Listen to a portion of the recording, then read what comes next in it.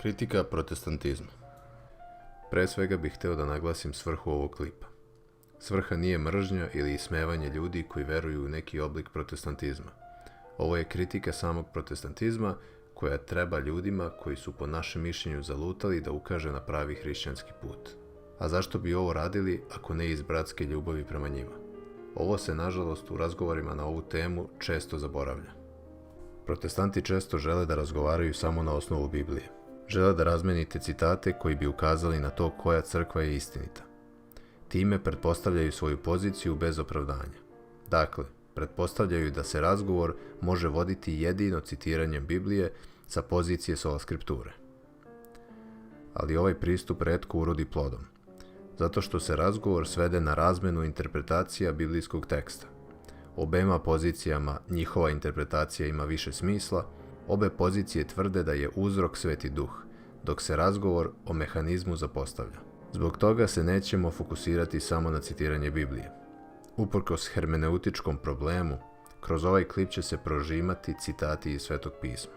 Sola skriptura je protestantsko verovanje da je Biblija jedini nepogrešivi autoritet hrišćanske vere. Ali ovo učenje pretpostavlja pristup kanonu i ispravnom tumačenju Biblije. Dolazimo do pitanja, odakle nam kanon? Ili kako znamo koji tekst treba, a koji ne treba da bude u Bibliji? I ko ima autoritet da tumači Sveto pismo? Princip tumačenja. Da li svako može da otvori Bibliju i da je tumači? Setimo se Svetog Filipa, apostola i Etiopljanina. Pre svega treba da objasnimo šta znači tradicija ili sveto predanje. To nije nikakva igra gluvih telefona od apostola do nas danas, kako to protestanti često vide.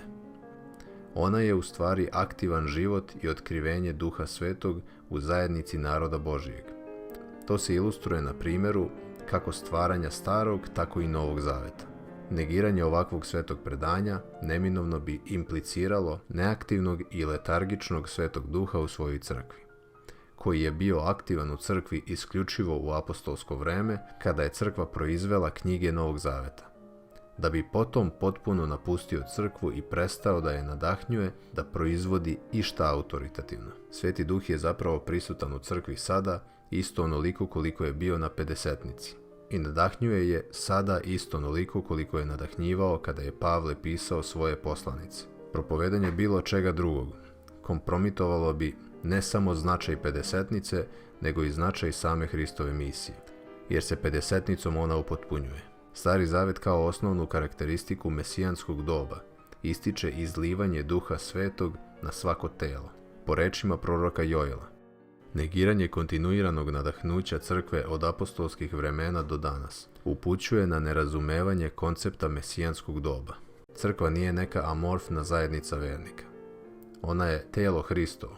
Ona jeste zajednica vernika naroda Božijeg. Međutim, iz Pavlovih pastirskih poslanica, 1. i 2. Timoteju i poslanice Titu, kao i svih izvora o ranoj crkvi, kako pisanih, tako i materijalnih, jasno se vidi crkvena hijerarhijska organizacija, koju i dan danas baštini pravoslavna crkva, poput podele na episkope, prezvitere i đakone.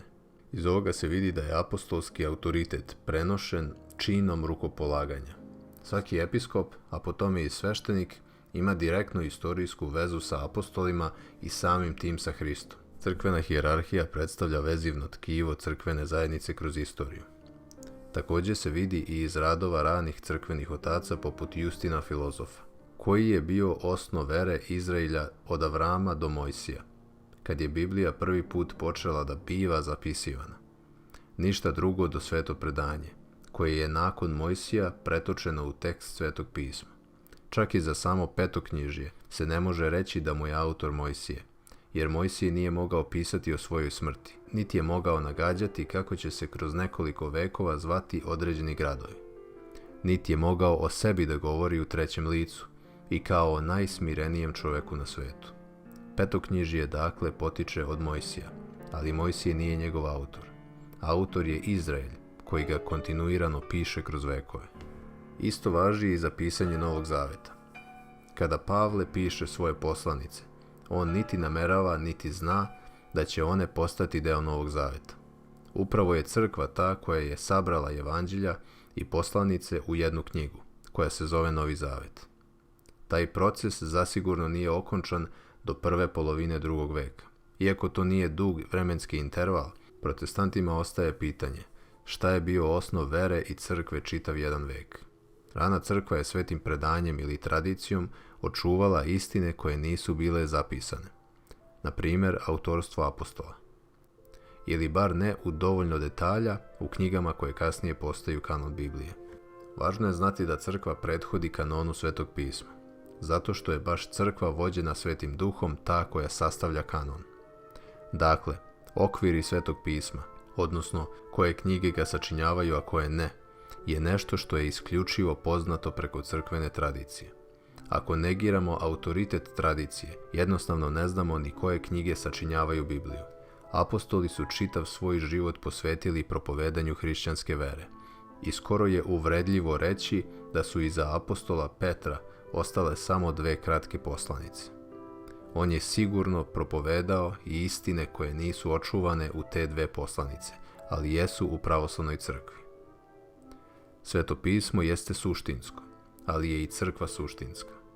Jedno ne isključuje drugo, već postoji sinergija Svetog pisma i crkve u razumevanju istine. Pravoslavlje uči da su Biblija i sveta tradicija istinite crkve istovremeno standardi istine. Crkva koju je osnovao Hrist, koju su podelili apostoli i koju su oci crkve očuvali, i samo Hristova crkva, vođena Svetim duhom, ima ispravnu interpretaciju Svetog pisma. Protestant bi mogao da kaže da su oci crkve ljudi sa pogrešnim učenjem, zato što se razlikuje od protestantizma, ali da ih je Bog koristio da bi proizveo kanon. Ali šta je logičnije? Da je Bog osnovao crkvu, obećao da neće propasti, nakon čega je ta crkva propala, uprkos čemu je puna jeretika uspešno uspostavila kanon. I konačno, 1000 i kusur godina pogrešnog učenja kasnije, stiže Martin Luter da prosvetli narod sopstvenom interpretacijom pisma. Ili da je Hristova crkva očuvana i da zaista nije propala, već da se pismo, kao i sveto predanje, prenosilo apostolskom sukcesijom u crkvi u kojoj je Sveti duh i dan danas. Ti znaš kako treba da vladaš u Božijem domu, koji je crkva živoga Boga, stub i uporište istine. Dakle, da bi protestant tvrdio da je učenje sola scriptura istinito, mora se osloniti na sveto predanje ili tradiciju crkve koja ne uči sola scripturu i zbog koje on uopšte ima pristup Svetom pismu. Hristos je rekao da osniva crkvu nad kojom vrata ada neće prevagnuti, a onda ju je na pedesetnici ispunio samim Svetim duhom. Protestant bi mogao da kaže da je u nekom istorijskom momentu Sveti duh napustio crkvu i da su vrata ada ipak prevagnula nad njom, ali bi time protivrečio Svetom pismu. Nama samo ostaje dokazati kontinuitet od apostola do nas, a to nije previše težak posao. Glavni argument protiv protestantizma je i sama istorija crkve. Ni u jednom trenutku tokom prvih 1000 godina crkve sola scriptura nije bila učenje ili doktrina. Nisu je učili ni apostoli, ni učenici apostola, niti njihovi direktni naslednici. I najvažnije, nije je učio sam Hrist. Ideja da je Biblija sama po sebi dovoljna, da je otvorena interpretaciji ili da je značenje pisma svima očigledno, je ranoj crkvi bila potpuno strana. Nama kao pravoslavnim hrišćanima, na poziciji autoriteta i izvora znanja o veri, stoje sveto pismo i sveto predanje crkve. Što bi rekao Vladimir Loski, sveto predanje je život Duha Svetoga u crkvi. Sveto predanje nije učenje koje se vremenom menja, već je ista vera i otkrivenje koje je Hrist dao apostolima i koje su oni preneli na svoje učenike preko procesa koji se zove apostolska sukcesija ili apostolsko nasledstvo. U više detalja o istoriji crkve i formiranju kanona ćemo ući u nekom narednom klipu. Sola scriptura sama sebe opovrgava. Ako neka doktrina može biti ispravna samo ako dolazi direktno iz Biblije, onda sama doktrina sola scripture mora doći iz Biblije. Ali nigde u Svetom pismu ne možemo pronaći ovo učenje. Ali možemo pronaći mnoštvo citata vezanih za sveto predanje.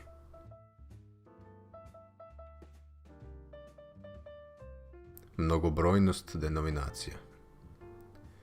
Pogrešno tumačenje Biblije je temelj za lažno učenje i jeresi.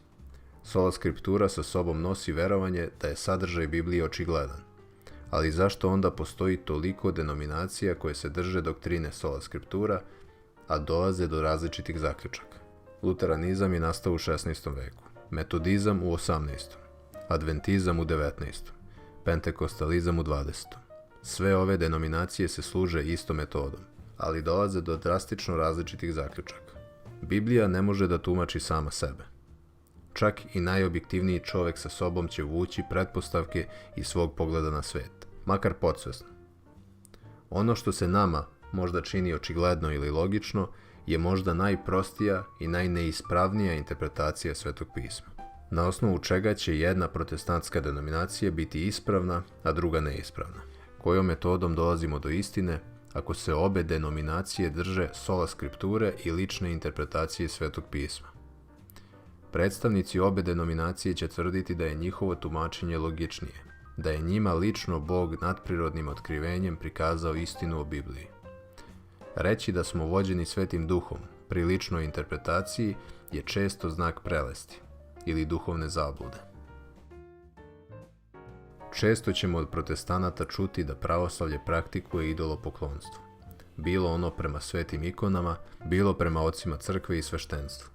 Ova primjedba, kao i mnoštvo ostalih, prikazuje protestantski manjak razumevanja nijansi i veoma kruto crno-belo razmišljanje. Postoje nijanse kada govorimo o služenju i poštovanju u Bibliji. Razlika između služenja, poštovanja i obožavanja Boga i služenja, poštovanja ili veneracije čoveka ili sveca. U Svetom pismu grčka reč dulija označava službu koja se može odnositi na Boga, čoveka ili pojmove poput bogatstva, dok reč latrija kao služba može značiti obožavanje i poštovanje isključivo Boga. Navedimo par primjera. Dulije kao služba Bogu. Dulije kao služba Bogu, ali je čin službe shvaćen takođe kao čin obožavanja. Ovde vidimo da se radi o službi u liturgijskom kontekstu. Čin službe korišćen za obožavanje. Dakle, dulija može biti korišćena u smislu obožavanja, ali nema ekskluzivno značenje poput latrije. Dulija takođe može imati značenje služenja drugih hrišćana, ljudi i lažnih bogova, kao i izvan religijskog konteksta.